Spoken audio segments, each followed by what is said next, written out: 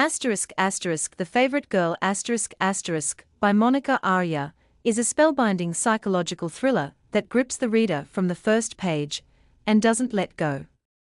At the heart of this gripping tale is Demi Rao, a young woman whose life has been a relentless battle against unimaginable odds. Born in a world where hope is as rare as the stars in a cloudy sky, Demi is forced to confront the harsh realities of survival, manipulation, and trauma. What unfolds in The Favorite Girl is a rollercoaster of emotions, psychological tension, and raw courage as Demi navigates the sinister world she has found herself in. Through a series of chilling events, readers are taken on a harrowing journey that explores the dark side of human nature, the complexities of control, and the ultimate quest for freedom. The story begins with the tragic background of Demi Rao, a young woman who, along with her sister Layla, was tragically sold into human trafficking by their parents. While Demi's life has been scarred by the brutality of their experiences, it is Layla's death that haunts her most. Layla had been the protective shield Demi clung to in their shared nightmare, but when her sister succumbs to the violence, Demi is left to pick up the pieces of her shattered life. The guilt of surviving when her sister did not becomes an ever-present weight on Demi's conscience. With her family gone and the world a cold, indifferent place, Demi struggles to find meaning and purpose. When she escapes captivity, she does not find the freedom she so desperately seeks. Instead, she is thrust into the streets of the United States, living in a harsh reality where the next meal or place to sleep is uncertain. At the age of 19, Demi's life has been nothing short of a survivalist's nightmare. One day, while scouring for any opportunity that might offer her a glimmer of hope, she stumbles upon a peculiar job listing, an opportunity as a live-in housekeeper at a grand estate known as the Ivory Estate.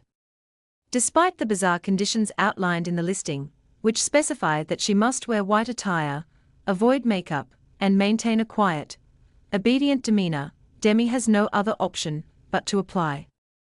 After all, she needs to escape the vicious cycle of homelessness and poverty that threatens to swallow her whole.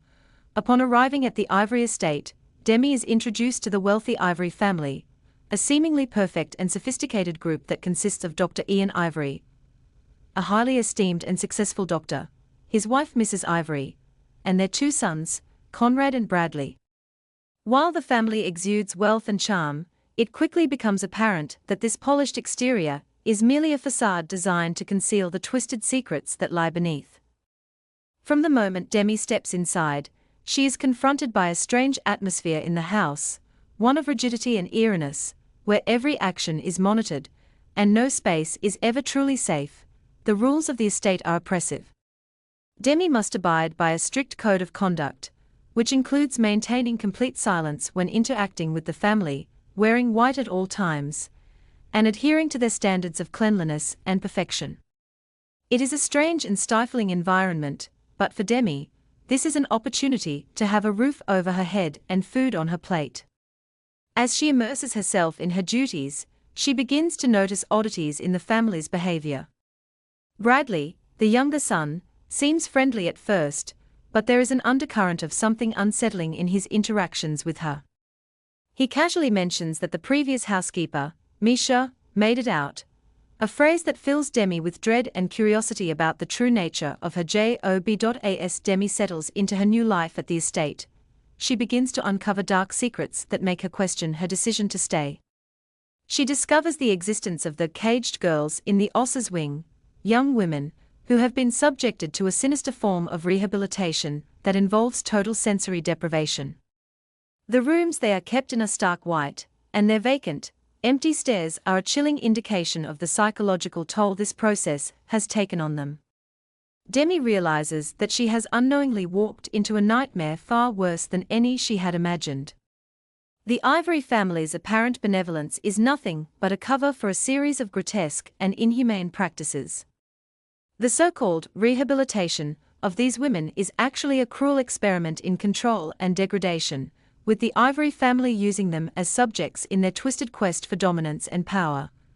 The fear of becoming one of these women becomes an overwhelming thought that haunts Demi at every turn.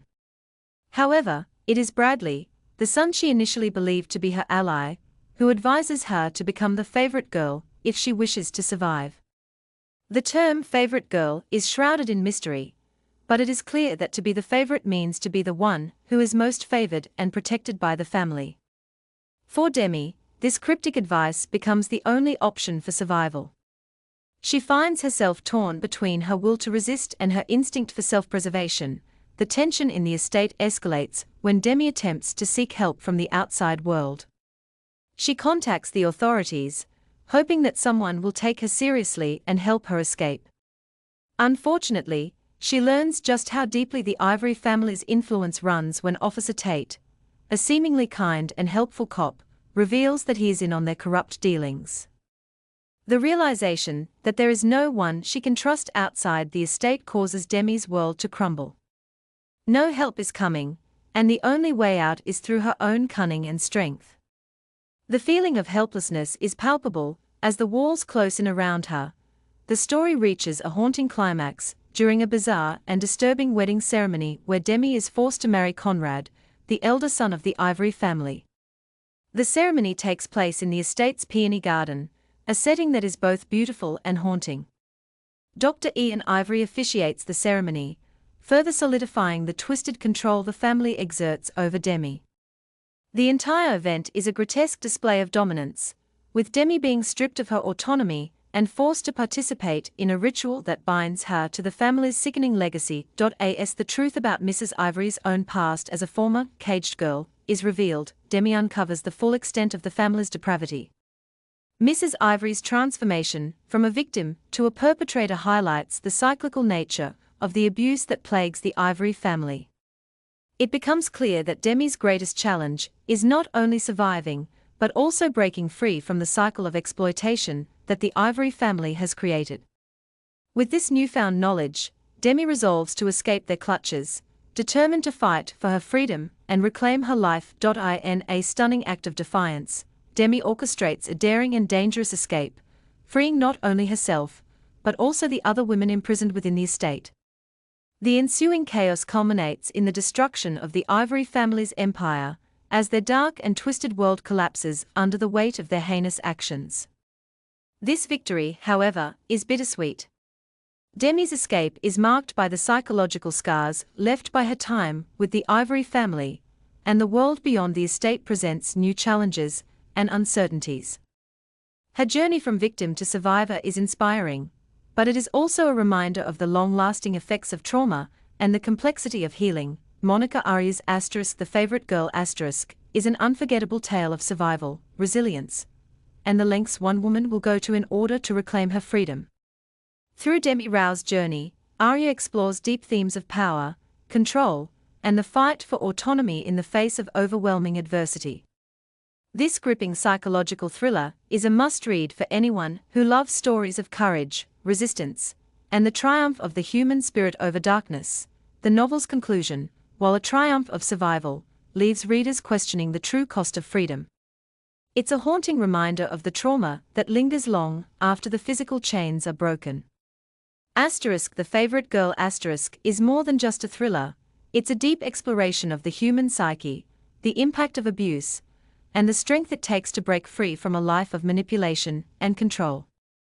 Arya's writing is masterful, drawing readers into a world that is both disturbing and captivating, and leaving them with a lasting impression long after the final page is turned.